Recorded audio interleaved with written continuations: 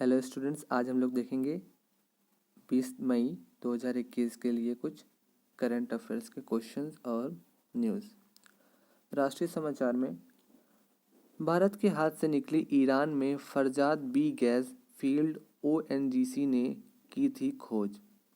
यानी भारत के हाथ से निकली जो ईरान में फरजाद बी गैस फील्ड थी, जिसकी खोज ओएनजीसी ने की थी। ईरान एक स्थानीय कंपनी को विशाल गैस क्षेत्र विकसित करने का अनुबंध दिए जाने के बाद भारत ने ओएनजीसी विदेश लिमिटेड द्वारा फारस की खाड़ी में खोजे गए फरजाद बी गैस फील्ड को खो दिया। नेशनल ईरानी ऑयल कंपनी एनआईओसी ने फारस की खाड़ी में फरजाद बी गैस फील्ड के विकास के लिए पेट्रोपार्स ग्रुप के साथ 1.78 बिलियन अमेरिकी डॉलर के अनुबंध पर हस्ताक्षर किए थे। इस क्षेत्र में 23 ट्रिलियन क्यूबिक फीट गैस का भंडार है, जिसमें से लगभग 60% की वसूली की जा सकती है। इसमें लगभग 5000 बैरल प्रति बिलियन क्यूबिक फीट गैस का कंडेंसेशन भी है। सभी प्रतियोगी परीक्षाओं के लिए इसमें से महत्वपूर्ण टेक अवे है कि ईरान की राजधानी क्या है। ईरान की राजधानी तेहरान है। ईरान की मुद्रा ईरानी रियाल। ईरान के राष्ट्रपति हसन रूहानी हैं। राज्य समाचार में है, मणिपुर के मुख्यमंत्री ने सब्जी के लिए मोमो मार्केट का शुभारंभ किया। मणिपुर के मुख्यमंत्री एन बीरेन सिंह ने ताज़ी सब्जियों की होम डिलीवरी के लिए smart phone application Manipur organic mission agency यानी मोमो या मोमा मार्केट लॉन्च किया, ताकि यह सुनिश्चित किया जा सके कि लोगों को कोविड-19 प्रेरित कर्फ्यू के दौरान उनके घर पर ताज़ी सब्जियां मिलें।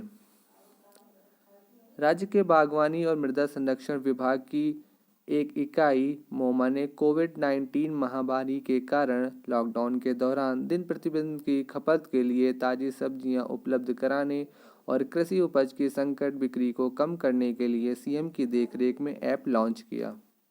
मोमा को क्षेत्र में काम करने का काम सौंपा गया है और सब्जी के नुकसान और कोविड-19 के प्रसार को रोकने के लिए उपभोक्ताओं को होम डिलीवरी के माध्यम से चैनल फॉर्म का उत्पादन किया गया है। मोमा के साथ काम करने वाली किसान उत्पादक कंपनियां पीसी विभिन्न खेतों से सब्जियों को कटाई करेंगी, फिर इसे संजेनथोंग और अन्य स्थानों में विभाग के परिसर में कोल्ड स्टोरेज और गोदामों में ले जाया जाएगा। अंत में उपभोक्ता के मोमा मार्केट ऑर्डर को उनके दरवाजे पर भेज दिया जाएगा। प्रतियोगी परीक्षाओं के लिए टेक अवे, मणिपुर के मुख्यमंत्री एन बीरेन सिंह जी हैं और राज्यपाल नजमा हेपतुल्ला हैं। हरियाणा ने ब्लैक फंगस को अधिसूचित रोग घोषित किया। ब्लैक फंगस को हरियाणा में एक अधिसूचित बीमारी के रूप में वर्गीकृत किया गया है, जिससे यह अनिवार्य हो गया है कि सरकारी अधिकारियों को प्रत्येक मामले के बारे में सूचित किया जाए। यह एक प्रकोप के ट्रैकिंग और प्रबंधन में अनुमति देगा। भारत में कोविड-19 महामारी ने ब्लैक फंगस या म्यूकोरमिकोसिस के प्रसार को उत्प्रेरित किया है, जो घातक न होने पर भी लोगों को विकृत कर सकता है। किसी बीमारी को सूचित करने योग्य घोषित करने से सूचनाओं को एकत्रित करने में मदद मिलती है और अधिकारियों को रोग की निगरानी करने और प्रारंभिक चेतावनी सेट करने में मदद मिलती है। Indian council of medical research के अनुसार ब्लैक फंगस मुख्य रूप से अन्य स्वास्थ्य समस्याओं के लिए दवा लेने वाले लोगों को प्रभावित करता है, जो पर्यावरणीय रोगजनकों से लड़ने की उनकी क्षमता को कम कर देते हैं। भारत में कोविड-19 महामारी ने फंगल संक्रमण को एक खतरनाक बीमारी के रूप में बदल दिया है और यहाँ तक कि कुछ लोगों की जान भी ले ली है। प्रतियोगी परीक्षाओं के लिए महत्वपूर्ण टेक अवे कि हरियाणा की राजधानी चंडीगढ़ है, हरियाणा के राज्यपाल सत्यदेव नारायण आर्य हैं और हरियाणा के मुख्यमंत्री मनोहर लाल खट्टर जी हैं। नियुक्तियों से संबंधित कुछ न्यूज़। सतोशी उचिता बने सुजुकी मोटरसाइकिल इंडिया के नए company head. Suzuki motorcycle India ने सतोशी उचिता को कंपनी का नया प्रमुख नियुक्त किया है। उन्होंने सुजुकी मोटर कॉरपोरेशन के वैश्विक सुधार के हिस्से के रूप में कोइचिरो हिराओ की जगह ली है। सुजुकी मोटरसाइकिल इंडिया ने अप्रैल 2021 में अब तक की सबसे अधिक मासिक बिक्री दर्ज की, जिसमें महीने के दौरान 77,849 यूनिट्स की बिक्री हुई। सुजुकी मोटर्स कॉरपोरेशन एक जापानी बहुराष्ट्रीय निगम है जो मिनामी-कू में स्थित है। प्रतियोगी परीक्षाओं के लिए महत्वपूर्ण टेकअवे। सुजुकी मोटर कॉरपोरेशन के संस्थापक मिचियो सुजुकी हैं। सुजुकी मोटर कॉरपोरेशन की स्थापना अक्टूबर 1908। सुजुकी मोटर कॉरपोरेशन के सीईओ ओसामू सुजुकी। फिर समझौता ज्ञापन, इसमें है सैटेलाइट इंटरनेट सेवा प्रदान करने के लिए गूगल क्लाउड ने स्पेस एक्स के साथ भागीदारी की। गूगल क्लाउड और स्पेस एक्स ने स्टारलिंक उपग्रह के माध्यम से इंटरनेट सेवा प्रदान करने के लिए एक समझौते पर हस्ताक्षर किया। गूगल इस कनेक्टिविटी प्रोडक्ट के लिए क्लाउड इंफ्रास्ट्रक्चर मुहैया कराएगा, जबकि स्पेस एक्स स्टारलिंक सैटेलाइट्स को जोड़ने के लिए गूगल के क्लाउड डेटा सेंटर्स में ग्राउंड टर्मिनल लगाएगा। यह ग्रामीण क्षेत्रों में तेजी से इंटरनेट सेवा प्रदान करने में मदद करेगा। यह सेवा ग्राहकों के 2021 के अंत से पहले उपलब्ध हो जाएगी। पहला स्टारलिंक टर्मिनल संयुक्त राज्य अमेरिका के ओहियो में एक गूगल डेटा केंद्र में स्थापित किया जाएगा। इससे पहले माइक्रोसॉफ्ट ने अपने अज्योर क्लाउड को स्टारलिंक से जोड़ने के लिए स्पेस एक्स के साथ भी इसी तरह का समझौता किया है। स्टारलिंक एक परियोजना है जिसके तहत स्पेस एक्स का लक्ष्य अंतरिक्ष आधारित इंटरनेट प्रदान करने के लिए 12,000 उपग्रह भेजना है। इससे प्रतियोगी परीक्षाओं के लिए महत्वपूर्ण टेकअवे कि स्पेस एक्स के संस्थापक और सीईओ एलॉन मस्क हैं। स्पेस एक्स की स्थापना 2002 में हुई थी। स्पेस एक्स का मुख्यालय कैलिफोर्निया संयुक्त राज्य अमेरिका में है। गूगल के सीईओ सुंदर पिचाई हैं। गूगल की स्थापना 4 सितंबर 1998 में कैलिफोर्निया के संयुक्त राज्य अमेरिका से हुई। गूगल के संस्थापक लैरी पेज और सर्गी ब्रिन हैं। विज्ञान और प्रौद्योगिकी से कुछ न्यूज़ है। आईआईटी रोपड़ ने portable eco friendly mobile Samsung प्रणाली विकसित की। आईआईटी रोपड़ ने एक पोर्टेबल इको फ्रेंडली इलेक्ट्रॉनिक शमशान प्रणाली विकसित की है। यह अपनी तरह की एक तकनीकी है जो दाह संस्कार के लिए लकड़ी का उपयोग करने के बावजूद धुआं उत्पन्न नहीं करती है या विक स्टोव तकनीक पर आधारित है। कार्ड को कंपनी चीमा बॉयलर्स लिमिटेड के सहयोग से विकसित किया गया है। ऊष्मा क्षय और लकड़ी की खपत को कम करने के लिए कार्ड के आकार की मोबाइल शमशान प्रणाली में गाड़ी के दोनों पक्षों पर स्टेनलेस स्टील इंसुलेशन होता है। सामान्य लकड़ी आधारित दाह संस्कार की तुलना में शरीर को पूरी तरह से नष्ट करने में कम समय लगता है। यह सामान्य लकड़ी आधारित दाह संस्कार की तुलना में आधी लकड़ी का उपयोग करता है, इसलिए यह एक पर्यावरण के अनुकूल तकनीक है। पुरस्कार से संबंधित कुछ न्यूज़ में देखेंगे। रमेश पोखरियाल निशंक को मिला अंतर्राष्ट्रीय अजेय स्वर्ण पदक। केंद्रीय शिक्षा मंत्री डॉक्टर रमेश पोखरियाल निशंक को इस वर्ष का अंतर्राष्ट्रीय अजेय स्वर्ण पदक प्रदान किया गया है। उन्हें उनके लेखन, सामाजिक और शानदार सार्वजनिक जीवन के माध्यम से उनकी असाधारण प्रतिबद्धता और मानवता के लिए उत्कृष्ट सेवा के लिए सम्मानित किया गया है। यह निर्णय महर्षि संगठन के वैश्विक प्रमुख डॉक्टर टोनी नादेर के नेतृत्व में विधिवत गठित एक उच्चाधिकारी प्राप्त समिति द्वारा उचित विचार विमर्श के बाद लिया गया।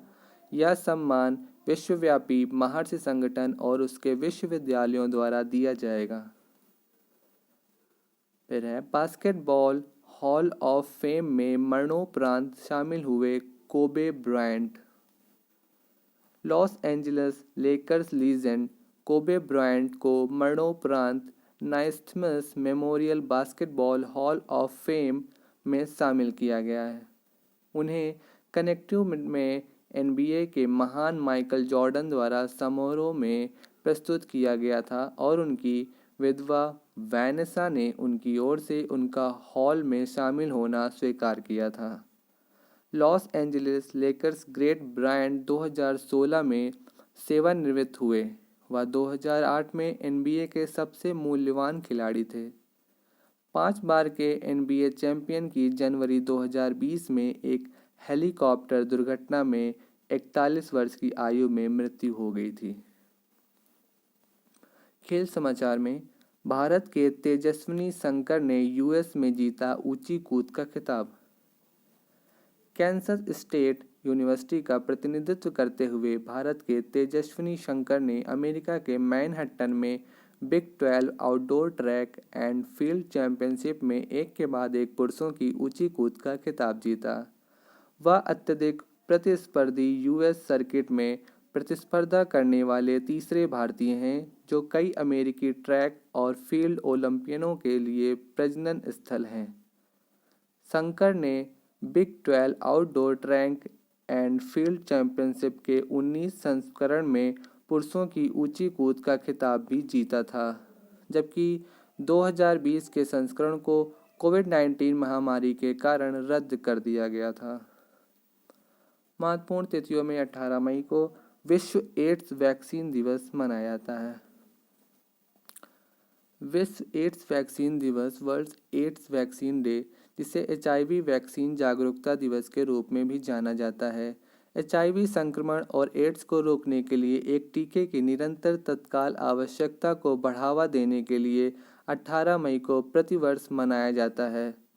पहला विश्व एड्स वैक्सीन दिवस 18 मई 1998 को क्लिंटन के भाषण की वर्षगांठ के उपलक्ष्य में मनाया गया था।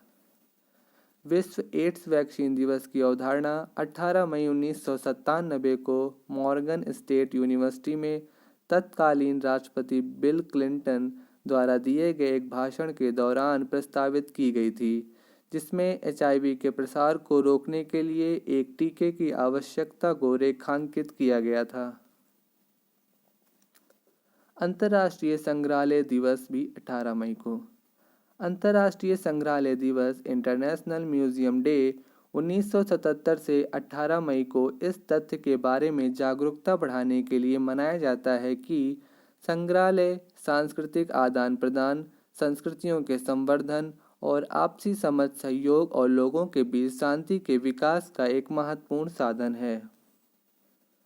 अंतर्राष्ट्रीय संग्रहालय दिवस 2021 का विषय संग्रहालयों का भविष्य, पुनर्प्राप्ति और पुनर्कल्पना, the future of museum recover and reimagine है।